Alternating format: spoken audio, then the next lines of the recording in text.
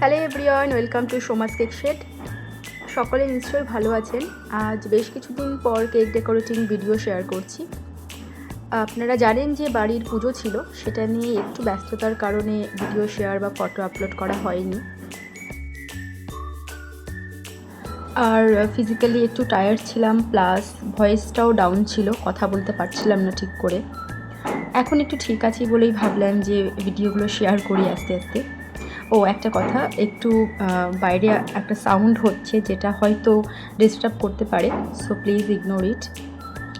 যাই হোক, বেশ কয়েকজন আমাকে মেসেজ করে বলেছেন যে আমার কেকের ভিডিও তারা মিস করছেন বা আমি কেন ভিডিও শেয়ার করছি না। এটা শুনে সত্যি আমার খুব ভালো লেগেছে যে আমার কেকের ভিডিও কোথাও একটা ছোট্ট জায়গা করতে পারছে আপনাদের মনে। এই কেকটা অর্ডার করেছিল একটা দাদা তার মেয়ের বার্থডে উপলক্ষে। এই কেকের কাজটা ছিল ঠিক লোকনাথ বাবার পুজোর আগের দিনের। ভীষণ কাজের চাপ ছিল, পুজোর আয়োজন সামলানোর পাশাপাশি কেকের কাজটিও কমপ্লিট করতে হয়েছে। আসলে ভালো লাগার কাজ হয়তো এটাই, শত ব্যস্ততার মাঝেও ঠিক হয়ে যায়। ফন্ডেন্ট টপার্সগুলো আমি আগের রাতে বানিয়ে রেখেছিলাম, আর এই ছোটো ছোট্ট পার্ল লুকিং যে সুগার বলস সেগুলো দিলাম।